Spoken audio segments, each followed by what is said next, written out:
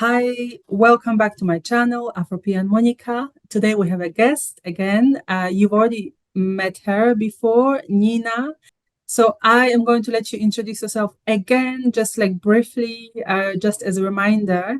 But before I do that, I'm just going to let you know what we are going to discuss today.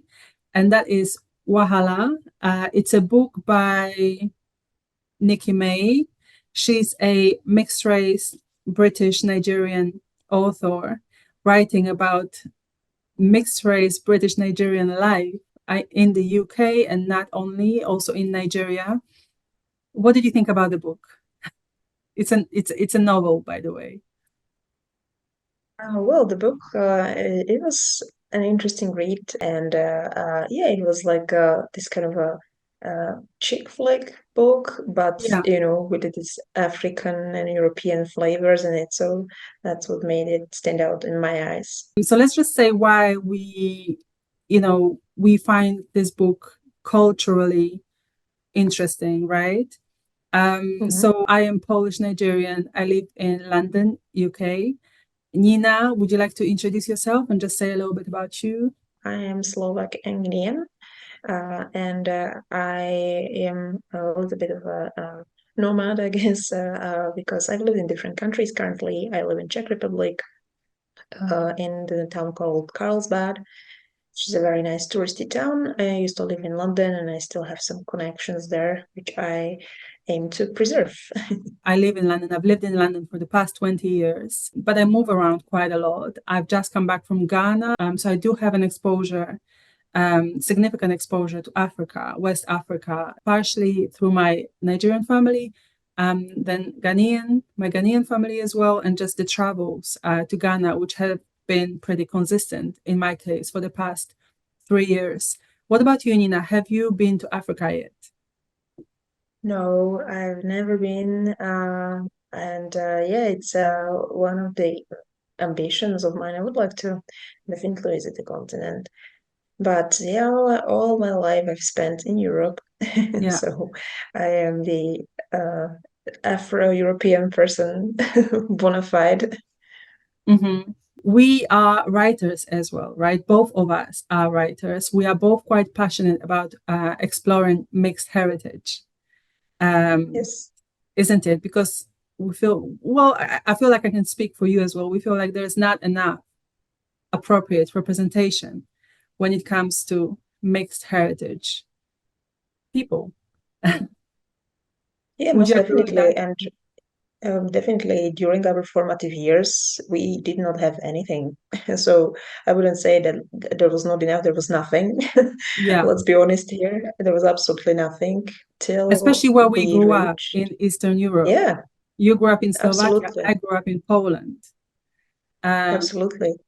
but being And here, I don't know if you've noticed, even London, the UK, it's only recently that this conversation is more significant and people are talking about it, talking about mm, representation, which is no, interesting. absolutely. That was one of the things that I was very surprised by. I expected something completely different from, like, a diverse country, a diverse place like London.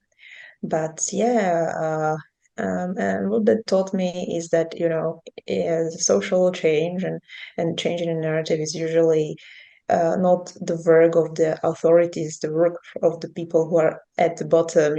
I feel like there's much responsibility that lies in the hands of artists or like writers, people, because that's what influences the culture. I don't know about Mm, writers these days because people do read still, not as much as before, but we still have readers. So that's why we took interest in this book, right? That was one of the main reasons. It is a book that is representative of the people that we relate to. The three main characters are women, right? They are British Nigerian, grew up, I think, in both the UK and Nigeria. Am I correct? I'm not sure if I remember well. I yes, finished. you're right. Yes. I actually have that paragraph here where Simi talks about how they met. And I Mhm. wanted to read it because it leads to something that I wanted to touch upon briefly. Mhm. So if that's okay, I'm just going to read it real quick. So this is page 36. I'm not sure if you have the book or not, but it says this.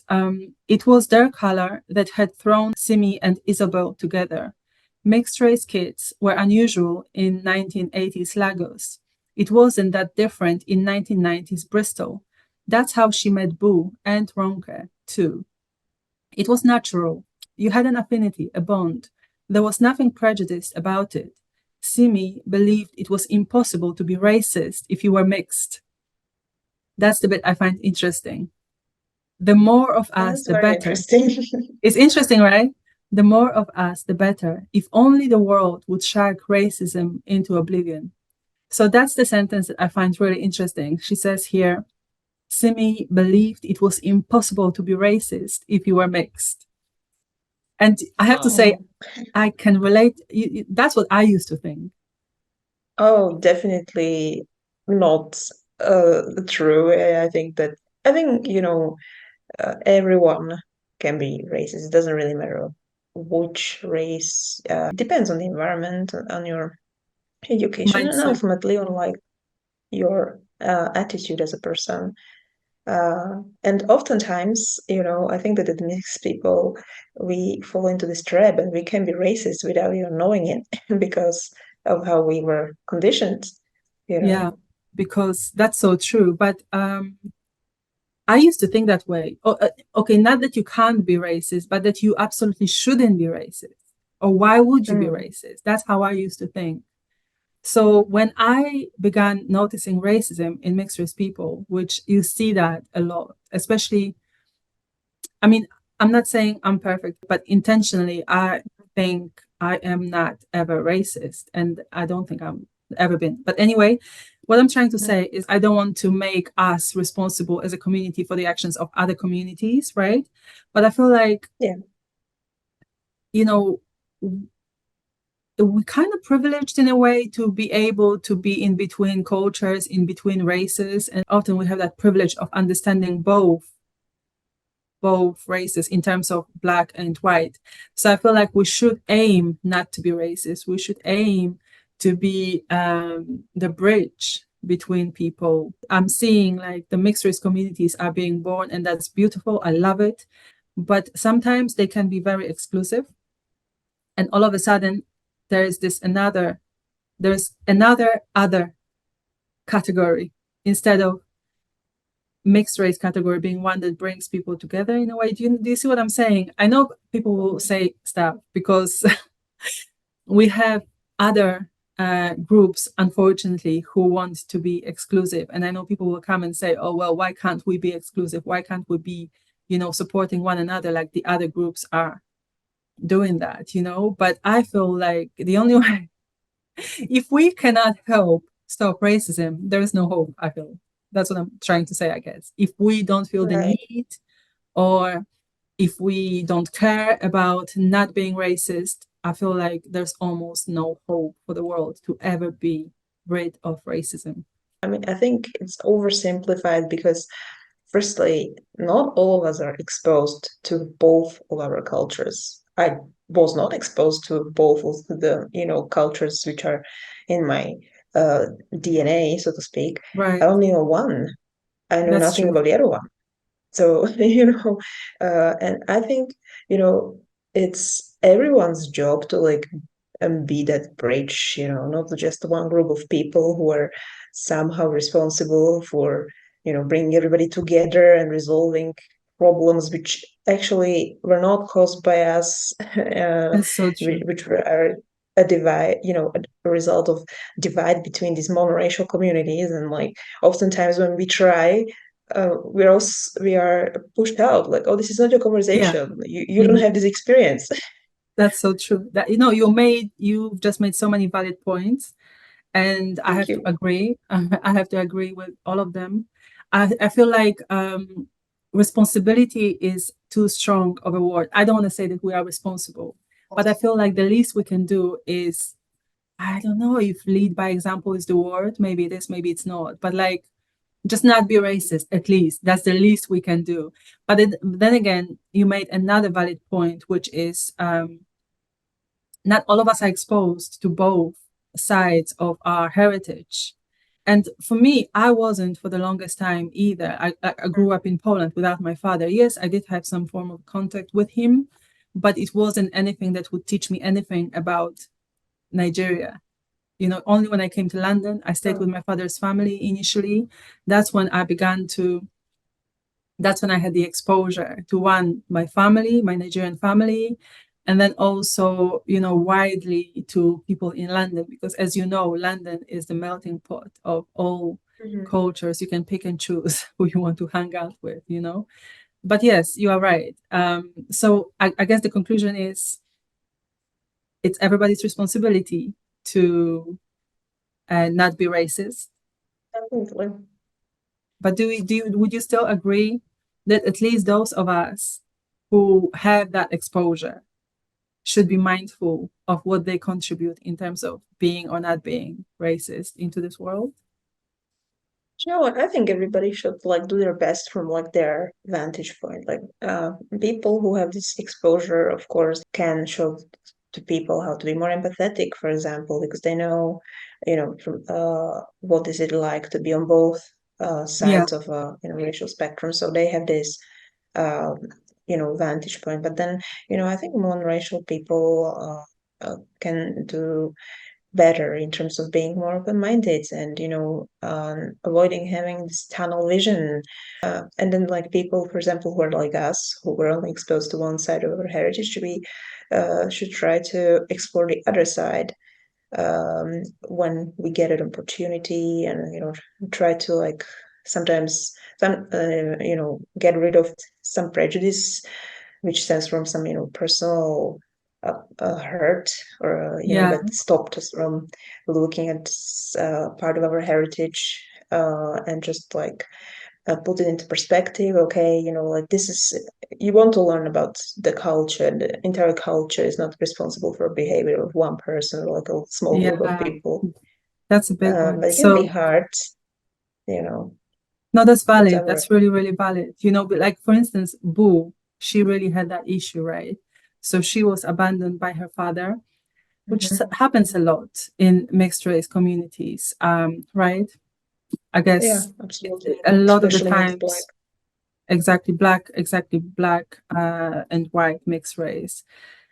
Mhm. And it's sad, and it can leave you with some wounds, then you can project upon, the whole community.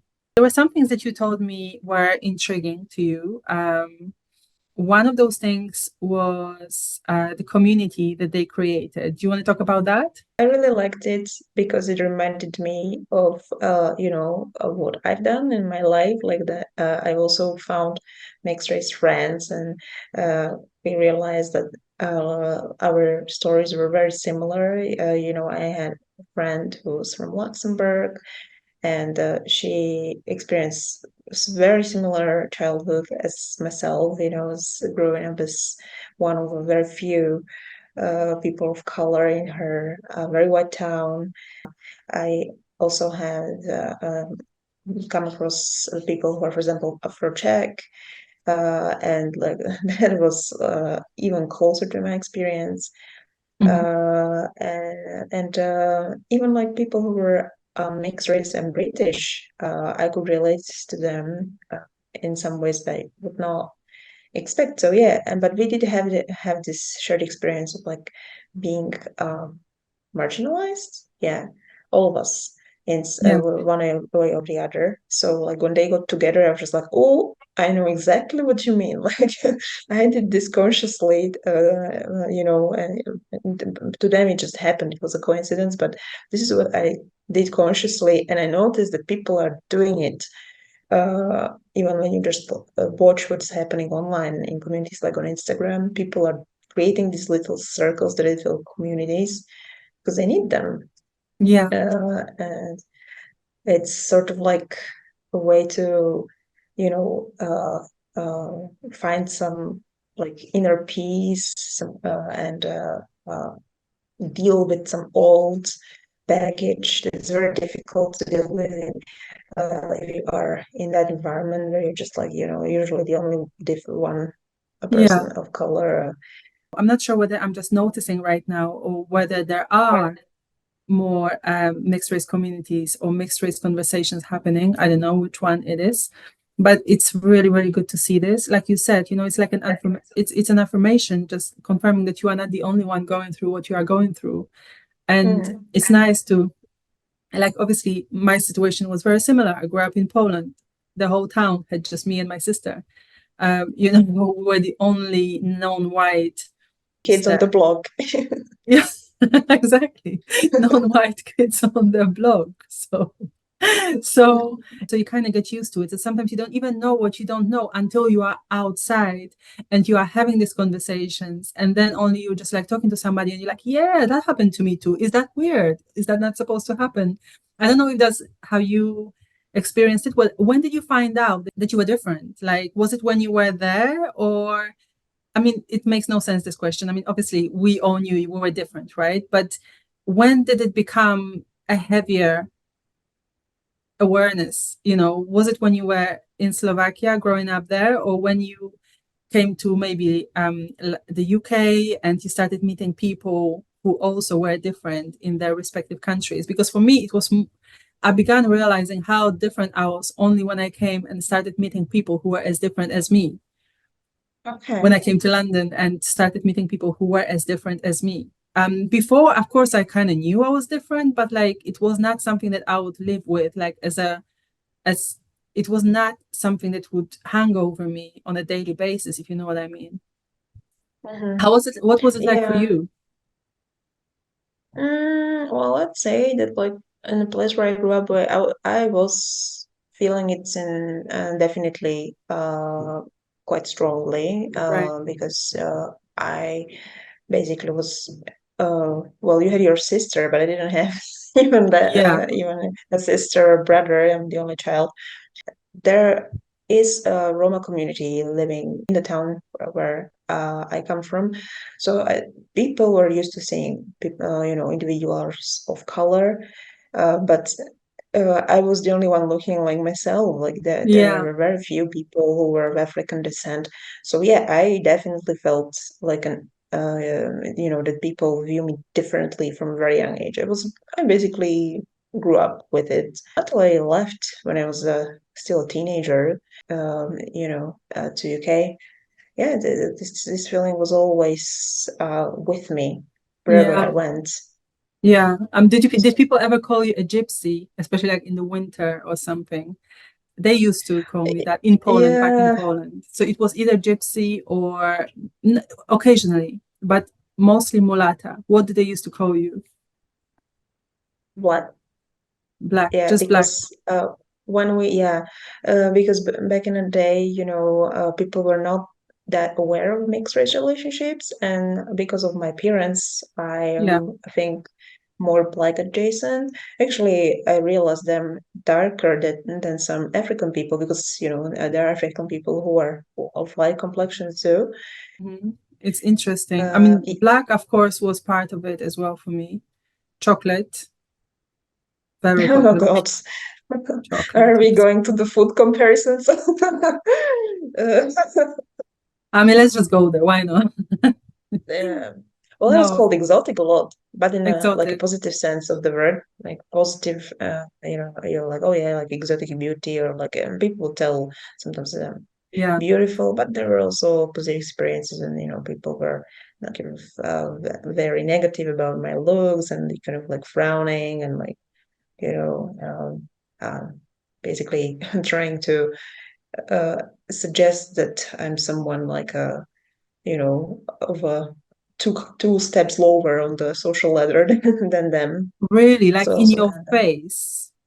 Of course, like Slovaks can be very rude. Grown-ups, by the way, all adults. When I was a kid.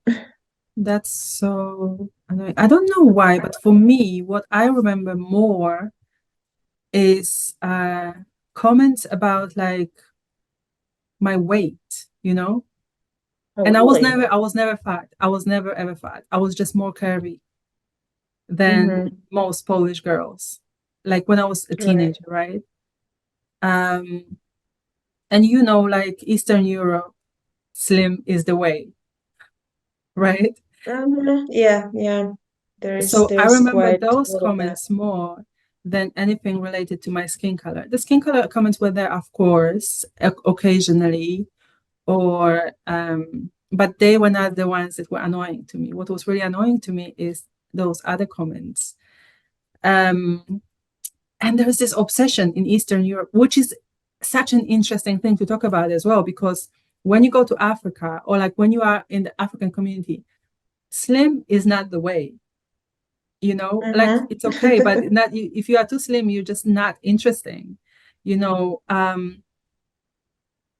like for instance, Ghanaian women are so curvy, and that is what is appreciated. Like I go to Ghana a lot lately. Nigeria, Right. curves are also appreciated. Um, so yeah, it's so crazy when you live in between these two worlds and like you move between these two worlds and you go to one place and you kind of like, yeah, it's cool. And then you go to another and you fight when you're not. You see what I Yeah. mean? And like Mm-hmm. now I'm so much bigger. I should probably like throw a picture or something of me when I was then, of what I looked like then, because I was much, much slimmer than I am now. And now I could say I'm biggish. Like I did put on weight in the past 3 years, but then I was just normal. Like everything was just right, but I just wasn't skinny. So that I find really confusing, this the beauty standards. And I feel like that was also explored in this book a little bit when I don't know if you remember, one of the girls came in from the outside, whoever that was, I can't remember. And she was very like curvy. And I think Sophia, the daughter, Boo's daughter, Sure. called her out on it. And she was like, yes, that's exactly what is appreciated where I come from. I just find it so interesting that the confidence of the curvy women, bigger women, like they feel so good in their bodies. But if you take that body and you put it in Europe, Mm-hmm. shamed and tortured like throughout your life, you know? And you will have a Yeah. totally different mindset just because you are in a different culture that appreciates different things. So Yeah, that's something that I absolutely. Because it's in Europe, it's like when you have curves, it seems that well, it's like a symbol of like you're not healthy, you're you're not not eating help. healthily. That's why you are fat. And yeah, but in Europe, it's been changing as well. There was a time during like Renaissance where everybody was just like, "Ooh, That's true. voluptuous," isn't it? That's true. But yeah, it's been quite a while since that time. But now you've got like these movements against, body shaming and fat shaming. So there is an effort to like flip that narrative. And do you know what? I actually recalled I listened to a podcast by a mixed Czech woman. I think she has roots in Northern Africa, Mhm. and she created this podcast based on her personal experiences. She was also like shamed for her curves, Right. uh, and so she created this Czech podcast to basically uh, raise awareness and try to get rid of it because yeah, like she paid the price for her African genes Yeah. that gave her that figure. And unfortunately, in the European Czech environment, it was not appreciated. So Yeah. she's been doing something about it. And she's like quite a big activist because she was featured on one of the mainstream platforms. That's really, really cool. Like for me, that was my main complex back in Poland when I was growing up. It had nothing to do with the skin. I loved the color of my skin. I had a moment with my hair when I wanted it to be straight and I was straightening it. But like the skin was never a problem to me. I wanted to be skinny though. And I was like on diets from like ever since I can remember. No more. It was only when I got exposed to my African heritage, like my African family and the culture, and all of a sudden I'm seeing there's another thing that they actually appreciate curves, and I was like, what? Why would you? It's just so Mm. foreign. It's such a foreign concept. I can't explain it, but that's when I feel like that's when I began to understand that there's more than just one perspective, and that maybe the way my body is not a mistake. It's just meant to be this way. It's okay. And ever since then, like, I felt a lot better in my own skin, um, Mm-hmm. since having that Hmm. exposure. Okay, well, that's an interesting point. Well, I am naturally very slim and tall, Yeah. so You I you was do lucky meet to you like, meet you meet the European standards. So that's yes, you definitely absolutely. And meet the people, European standards. Yeah. I do, and I get compliments where it's like, oh, you have a body of a model, You do because look like a I model, so have. you won't be able to maybe relate to this experience as much. Yeah. That was not my experience, Yeah. but like, yeah, I thanks to this podcast, I realized that this is happening. Now I get that I was very lucky, that I got this European slim figure, and in Europe, because I think that looking like I do, for example, my skin, my complexion, you've got more European complexion than I do, so my complexion and my other African features can sometimes be a disadvantage. So I think both of us have something. Like you had this like curvy figure that Europeans don't always appreciate, and I have got the dark skin that they don't always appreciate, and also like a Oh, I get very really dark African in thing. like in summer. I can get so dark. Like if I'm in the sun, I can be super dark. What else did you find you wanted to talk about? Based on what you read in this book that maybe you were not aware of. Well, so it was a different phase of Africa than I'm used to seeing. So, Yeah, when you grow up in Eastern Europe, you see usually the more negative side, all the problems, the wars, the famine, and the then there was a lot of flies, this, like, the children yeah, trying to, you know, and like good European people are asked to contribute with money to help yeah. those poor Africans, and it created an impression in people's minds, which they have till today. Unfortunately, even if they meet like a regular African person who doesn't, starve, or like who basically are doing well, but it's cemented this image in people's mind, unfortunately. So, and seeing something like elite, like rich people, Mhm. African descent, or like mixed European and African descent, that's definitely something I've never was exposed to, basically, till I read this book.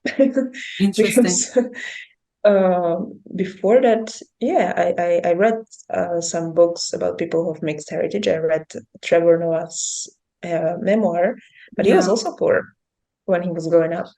But I And feel like South Africa, the dynamics in Africa are different because of their mixture. mm, You see, like yeah, Nigeria, obviously, majority of the population is Black African. right. In South Africa, the dynamics are different.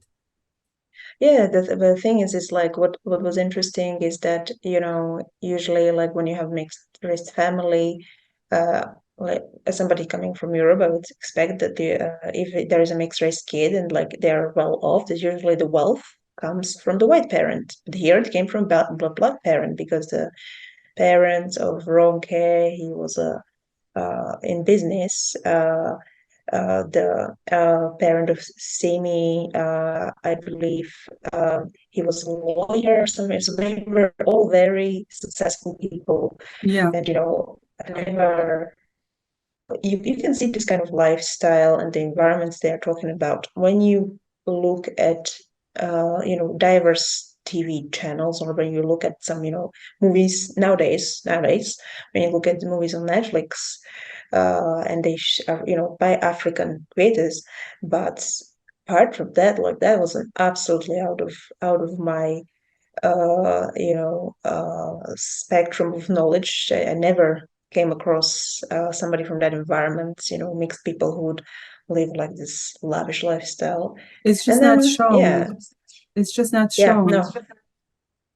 And then the Yeah, negative side, the negative part of it, like, this rich African people who can, also be snobbish, or who can be very ruthless, like Europeans yeah. of that kind, like very rich people. So you can see that, like, money can spoil the character, and doesn't matter what race you are. I feel like it's almost more in Africa, like from my own personal observations, like when I Okay. go to Ghana and I see, because the divide is significant, like very rich and very poor living side by side, you know? But I guess the problem is when you show one side of Africa a lot more than you show the other. That's where the problem lies, isn't it? Yeah, absolutely. Like you're only shown the deprivation, the Yeah. problems, and and it's not because of the compassion. It's because it makes the other side, Europe, look very good. Yeah. And uh, people like to think that I think, well, in general in Europe, people like to the idea of being better than the person next to them, and I think Interesting. in Eastern Europe, in particular, because Eastern Europe has got this like weird inferiority complex uh, against Western Europe.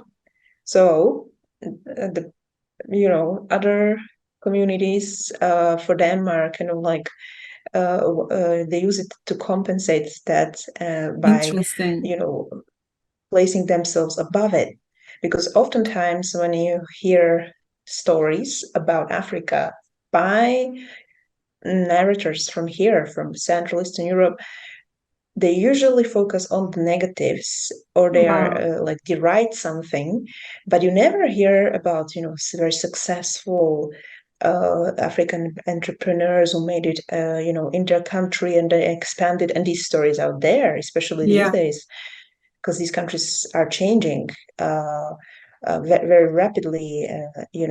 Even war-stricken countries like Rwanda, like they have progressed, and people here have no idea. But it's also because they like to hold on to that old image. So Mm. you have to leave. You literally have to leave this kind of narrative to look out to other cultures to get different types of information, different, and to see the different side of Africa. And I saw it only thanks to just doing my little research and reading books for fun with people like you, Okay.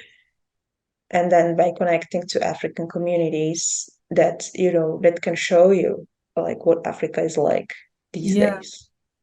I feel like I can plug my vlogs from Ghana here. So Go ahead.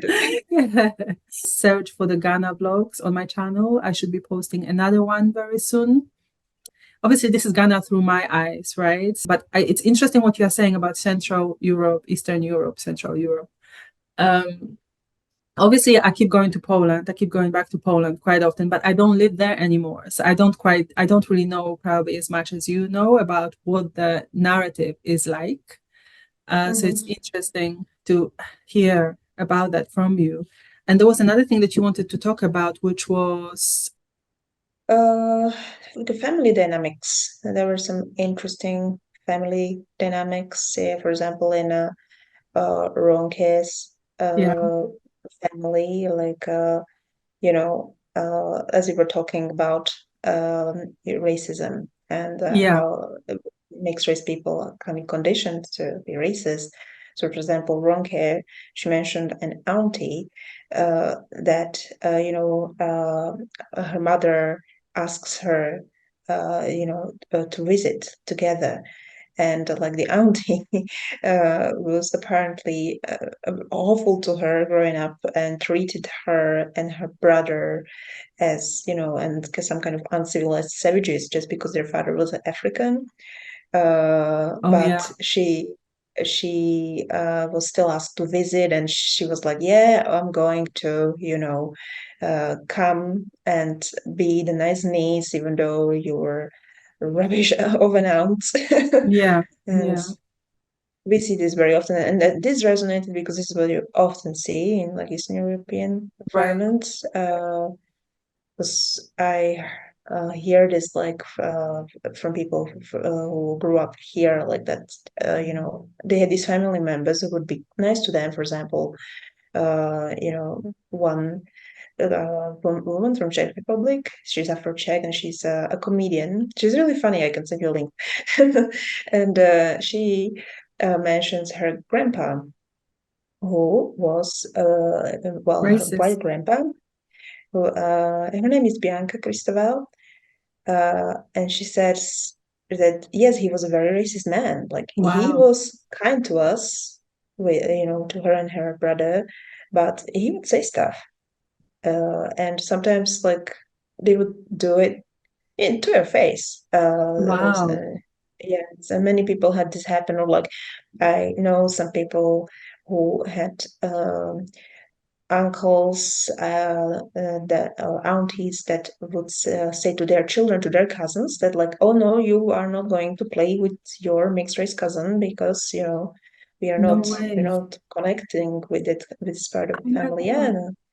I feel like yes. I've been quite fortunate because my family has been very tolerant.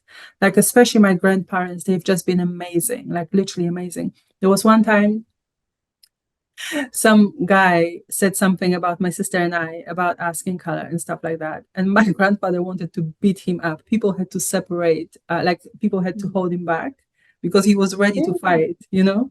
So okay. I just feel like, I'm yeah, I feel like I was unaware of many of the mixed race, you know,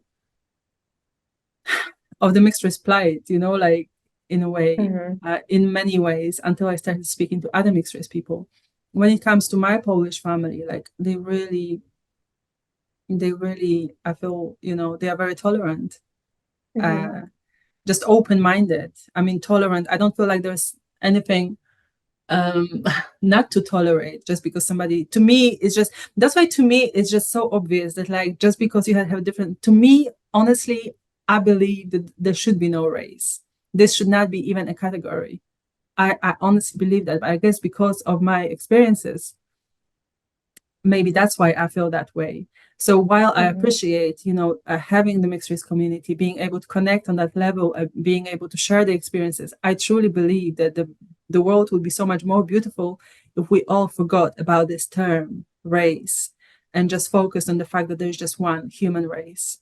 That's how I see it, and I would love to, and I know that that's not how the world sees it, but to me, that's just that's the ideal. Hmm.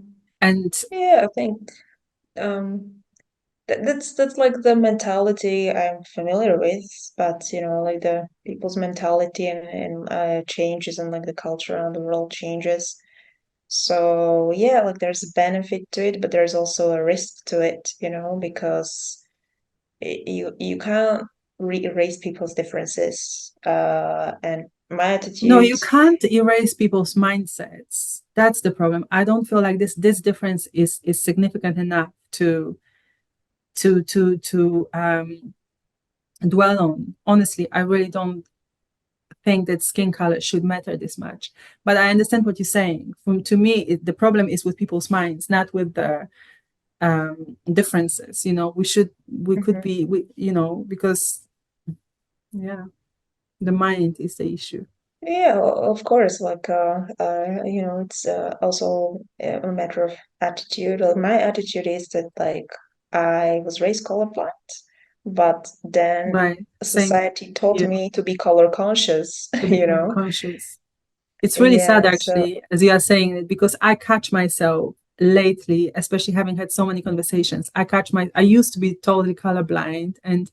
unaware, like ignorant almost, probably not almost, just fully ignorant. Mhm. But it's actually being in London, having all these conversations, especially with the Black community, kind of opened my eyes to how color conscious the world is. I didn't know that when I Yeah. was growing up in Poland. Yeah, because there was nobody to tell it to you, because usually, like, when you're raised by a white family, like white people hate talking about race. Like, so they're going to Yeah, tell you, no, we are all the same, like it doesn't matter. And then you observe them when they kind of like off guard and they make racialized comments or racist comments, and you're like, oh, wait a second. You're the same person who claimed it didn't matter, but obviously it doesn't matter to you. I've seen this in my family, and also my friends. I have a good friend uh, from my hometown, a white girl, always treated me right. Never had any argument with her.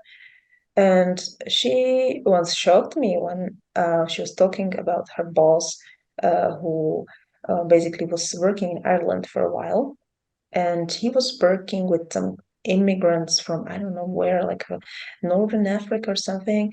And she was like, "Yeah, he was working in this restaurant, and it was him and some, she named different nationalities, and then she came to this nationality from Northern Africa, and she was just like, yeah, and that kind of scum." And I was like, "Excuse me, you know, Wow. come, like these people to talk about them in this disgusting manner." So this is when you realize, like, and it is unfortunate for you, as a person of color, because like you're raised with this kind of idealistic mindset that Yeah. they want you to believe, but then throughout your life you learn like what their mindset really is, Wow. and it's not the same. No, but it's not all the same. I did not catch my family ever. I don't remember anyway. I don't recall ever catching my family just blatantly disrespecting another person just because of their skin color. There may have been some cultural assumptions made, or someone would say something that is kind of like off, but not. But it's just more ignorance that I've noticed more than anything else. Um, unless yeah, like I really feel like I've grown up amongst people who are pretty colorblind. Nobody is fully colorblind. I don't think anyone fully accepts Mm. another.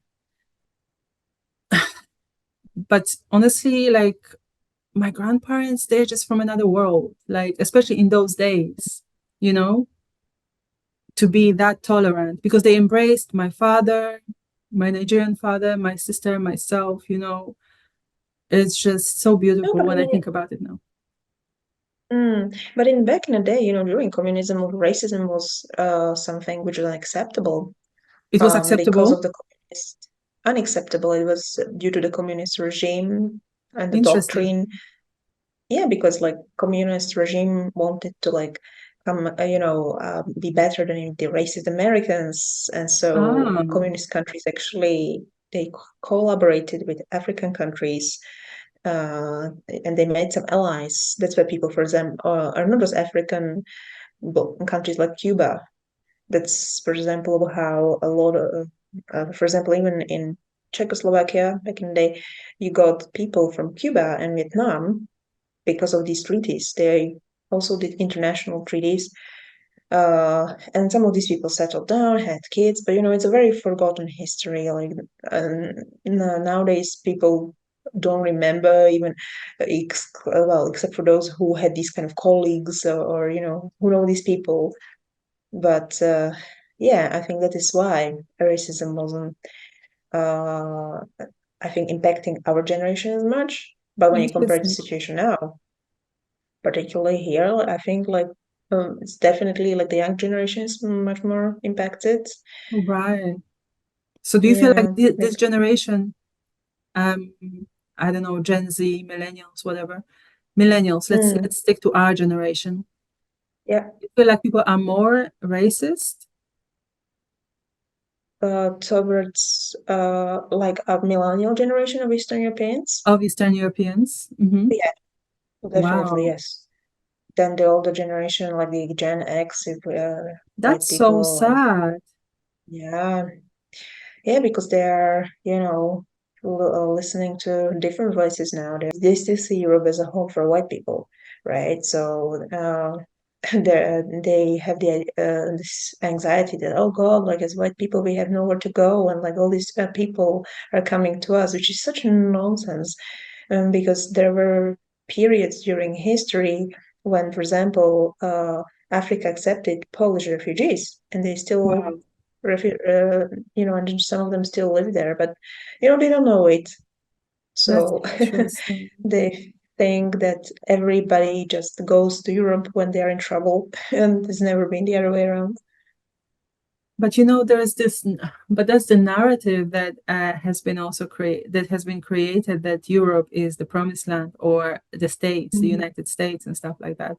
It's quite popular in Africa as well. Like when you talk to people, but it's Hmm. changing. It's changing, and amongst Africans, it's changing. It's also changing like outside. Like there's this Black I'm not sure if you heard of it. Like many Black Yeah, yeah. Americans, they are now immigrating to Africa.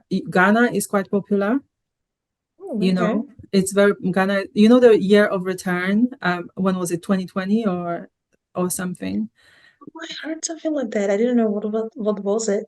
I didn't So know this was this like was connected to it was Black. essentially like a marketing campaign when the president was encouraging through the regulations, I think, as well, but generally just Mhm. there was a lot of conversation about why the Black Americans, Black people should come back home, and Ghana was like Mhm. welcoming them, you know. So that kind Oh, of started interesting. something.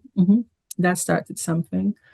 Um, so it's going to be interesting to see what the dynamics are in, let's say, 10, 20 years from now, because this Definitely. whole thing about Europe being the promised land or the States being the promised land, that's changing.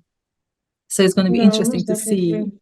what the dynamics will be between Africa and Europe. And now, obviously, we've got the war in Ukraine. God knows how that's going to Oh, end. But absolutely. yeah, Europe is changing, right? Just like Africa's changing. But we are digressing like significantly. So, is there anything else that we want to say about the book? I mean, it was a good read. It was a good read. It was a light read, I would say. Yeah. Um, but it's got some good culture. I feel like these type of these books like these, are really they should be read not just by people who can relate, like us maybe, but by others as well. Like for instance, I'm not sure if you saw, but I did that video replying to a comment that was made on one of my other videos, which I felt was so insensitive and so ridiculous. And I feel like if people of different races expose themselves to books by people of different races, it's just such an opportunity to understand another, to become more tolerant. I mean, books are great in general, and I guess that's I would Mhm. recommend the book. Of course, if you are mixed race, you will probably enjoy the read, and you will probably find yourself in those stories. But even if you are not mixed race, do you feel like it can be enjoyed? I think so, because why not? I mean, Yeah, it's a good read. yeah, definitely. I think, just if to learn about people who are from, different country than you are, or who are from like different than just monocultural, monoracial background. Yeah, Somebody wanted to understand their perspective, what they're going through sometimes. This definitely is very a kind of a easy read, yeah, because a lot of all those stories about mixed race people can be quite heavy, and this one is actually one of the very light-hearted ones, but it also that's true. mentions real reality of things, but it's not that dramatic. So I think It's not that it's more dramatic. like an So, what is the introduction. drama? What do you feel is the drama in the mixed race narratives that you are referring to? Where does the drama come from? Is it this whole identity crisis that many people love to talk about, and they like to impose on mixed race people, telling us that we don't know who we are, we don't know where we belong, and stuff like that. Is that what you are talking about? Um, well, that is a part of the problem.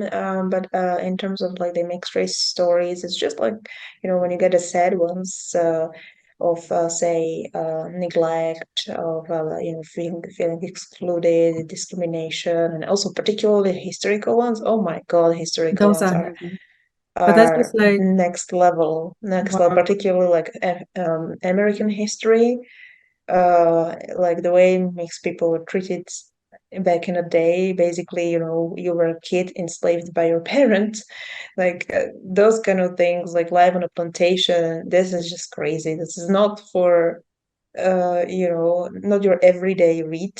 You need to be in a no. mood for it, and you have to brace yourself because it can be horrifying.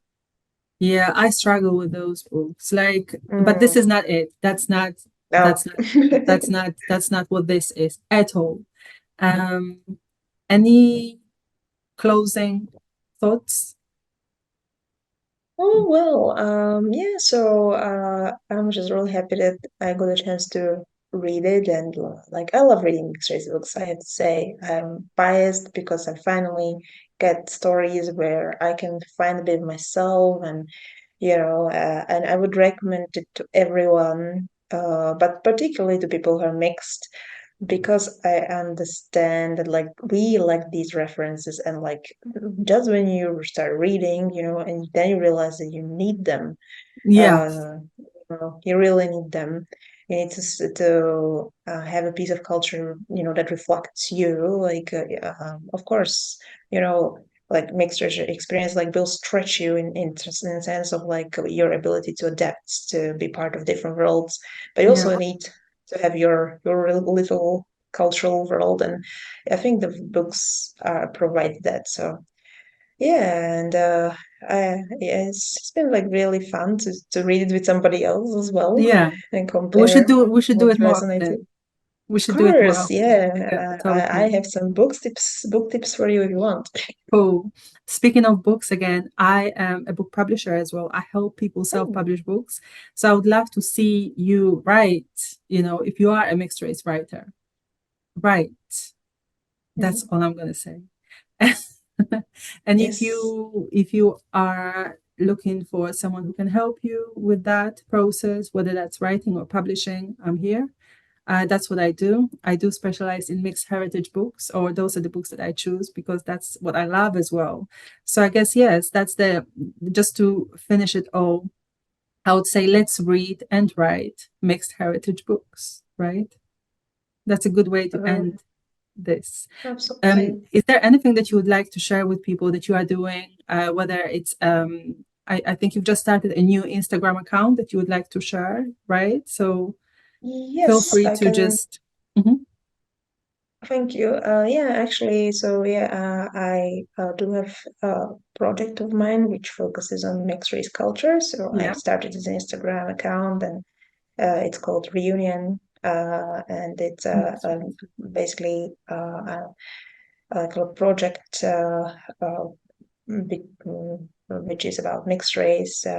Well, for mixed race community, I organize events where I talk about mixed race culture and history. So yeah, I will share the details with you. Yes, please. I'm And going to have them on the screen. So please support Nina oh, and thank you very follow much. her and see what she's up to because she does what she says. That's truly your passion, right? One of your passions. Yeah, Just definitely. encouraging mixed race community and just Yeah, creating that space, mixed exploring. race space. Yeah, exploring mixed race culture that has given me a lot personally. So I would like to do something this uh, in this space, and hopefully, also educate other people, because there's a lot that you can learn. There's a lot of inspiration. You just need to uncover it. So yeah, that's what I do at reunion Yeah. events. Yeah, and I would like to encourage monoracial people who are interested in mixed race matters also to, follow these mixed race platforms to some extent, just but maybe silently or like asking questions. Yeah, I don't want to respectfully, sound respectfully, we can handle it. respectfully, like, be there to learn more than to contribute. I feel like that's a little bit of a problem sometimes. For me, I love to join communities, not separate them. That's why I'm saying this. I want to mix, like for me, my space, I want it to be open to everyone. Not, I definitely want it to be a safe place for mixed race people, but I also want to have conversations with monoracial people, but like you said, respectful conversations. So, I had a little bit of a rant in my last video because that's not always the case. These conversations aren't always that way, but many Hmm. are. And I love talking to people about mixed race things. So let's do more Hmm. of that. And there's another book that I wanted to read, but maybe we should talk about that offline. Offline. Yes. Yeah. And I guess that's it. Thank you so much for listening. I really hope that you got something out of this conversation. I enjoyed it. Thank you so much, Nina, for coming on my Thank you channel. for inviting me again.